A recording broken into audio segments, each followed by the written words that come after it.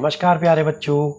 आज हम class 9th की वर्कशीट नंबर 9 जो कि आपकी राजनीति विज्ञान से ली गई है, हमें संसद क्यों चाहिए के बारे में चर्चा करेंगे। तो प्यारे बच्चों, आज की जो वर्कशीट आई है वो सामाजिक विज्ञान से आई है और क्लास 9th वर्कशीट नंबर 9, ठीक है। टॉपिक है हमें संसद क्यों चाहिए। तो सबसे पहले आप देख रहे होंगे ये संसद भवन दिख रहा है आपको, और आप सभी दिल्ली में रहते हैं। आप सभी को पता होगा कि दिल्ली में संसद भवन है। अब संसद भवन में होता क्या है, यह एक ऐसा स्थान है जहां पर हमारे देश के जो सांसद होते हैं वो आकर बैठते हैं और देश के बारे में चर्चा करते हैं। तो इसे हम संसद भवन कहते हैं। अब हमें संसद भवन की आवश्यकता क्यों पड़ी और क्यों चाहिए, इसके बारे में आज की वर्कशीट में हम चर्चा करेंगे। हमारी जो देश है उसमें जो संसद है, संसद में होता क्या है, नागरिकों को देश के लिए निर्णय लेने की प्रक्रिया में हिस्सा लेने, नागरिकों को देश के लिए निर्णय लेने की प्रक्रिया में हिस्सा लेने और सरकार के असंवैधानिक कार्यों पर अंकुश लगाने में मदद करती है। इसी आधार पर संसद भारतीय लोकतंत्र का सबसे महत्वपूर्ण प्रतीक है। अब मदद कैसे करती है इसके बारे में हम यहाँ जानेंगे। जनता के फैसले का सम्मान होना चाहिए। आपको पता ही है कि आज़ादी से पहले जब अंग्रेज थे हमारे यहाँ, तो जो अंग्रेज थे उनके सामने जो हमारी भारतीय जनता थी, यदि उनका अंग्रेज़ों का निर्णय हमें पसंद नहीं आता था तो हमें उसका विरोध करने में बहुत ही कठिनाई महसूस होती थी और हम आलोचना भी नहीं कर पाते थे।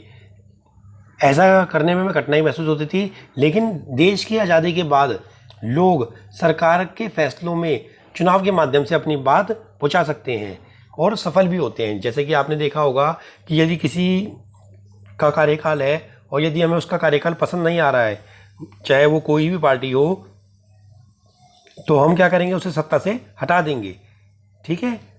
और यदि हमें उसका कार्यकाल पसंद आ रहा है, उसका काम हमें पसंद आ रहा है, तो हम उसे रखेंगे। छोटा सा एग्जांपल आप देख सकते हैं कि जो आपके क्षेत्र के निगम पार्षद हैं, यदि वो अच्छा कार्य कर रहे हैं तो आप चाहेंगे कि अगला जो चुनाव हो यही हमारे अगले निगम पार्षद बने। लेकिन यदि वो अच्छा कार्य नहीं कर रहे हैं, आपकी मनपसंद का कार्य नहीं कर रहे हैं, तो आप उन्हें अगले चुनावों में नहीं जिताएंगे, ठीक है प्यारे बच्चों। जनता और उसके प्रतिनिधि, देश के नागरिक ही सबसे महत्वपूर्ण होते हैं। नागरिक संसद के लिए अपने प्रतिनिधियों का चुनाव करते हैं। प्रतिनिधि मैंने बताया ना अभी, जैसे कि निगम पार्षद हो गए, विधायक हो गए, सांसद हो गए, और चुने हुए प्रतिनिधि एक समूह सरकार बनाते हैं। जनता द्वारा चुने हुए सभी प्रतिनिधियों के समूह को संसद कहा जाता है। यह संसद सरकार पर नियंत्रण रखती है और उसका मार्गदर्शन करती है। इस तरह प्रतिनिधियों के माध्यम से जनता ही सरकार बनाती है और उस पर नियंत्रण रखती है। जो हमारे चुने हुए प्रतिनिधि हैं तो वो ही क्या करते हैं, सरकार बनाते हैं और संसद बनाते हैं। संसद के 3 महत्वपूर्ण पार्ट हैं, यहाँ पर भाग हैं, राष्ट्रपति, राज्यसभा और लोकसभा, ठीक है प्यारे बच्चों। और जो राज्यसभा में सभापति होता है, जो सबसे बड़ा होता है, वो देश का उपराष्ट्रपति होता है और लोकसभा अध्यक्ष लोकसभा की अध्यक्षता करता है, ठीक है प्यारे बच्चों। अब प्रश्न उत्तर पर आते हैं। संसद के विषय में आप क्या जानते हैं। देखो पहला प्रश्न ये रहा, संसद के विषय में आप क्या जानते हैं। संसद देश की सर्वोच्च कानून बनाने वाली संस्था है। संसद का निर्माण लोकसभा, राज्यसभा और राष्ट्रपति से मिलकर होता है।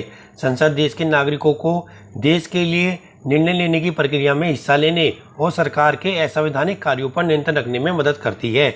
इसी आधार पर संसद भारतीय लोकतंत्र का सबसे महत्वपूर्ण प्रतीक है। प्रश्न नंबर 2 देखेंगे, सरकार के फैसलों में जनता कैसे भागीदारी निभा सकती है। भारत में लोकतांत्रिक शासन व्यवस्था को अपनाया गया है। इसका अर्थ यह है कि जनता द्वारा चुने गए प्रतिनिधि ही सरकार का निर्माण करते हैं। इस प्रकार अप्रत्यक्ष रूप से जनता सरकार के फैसलों में भागीदारी निभाती है। अतः उचित प्रतिनिधि का चुनाव करके जनता सरकार के फैसलों में अपनी भागीदारी निभा सकती है। प्रश्न नंबर 3, क्या जनता सरकारी फैसलों की आलोचना कर सकती है? स्पष्ट कीजिए।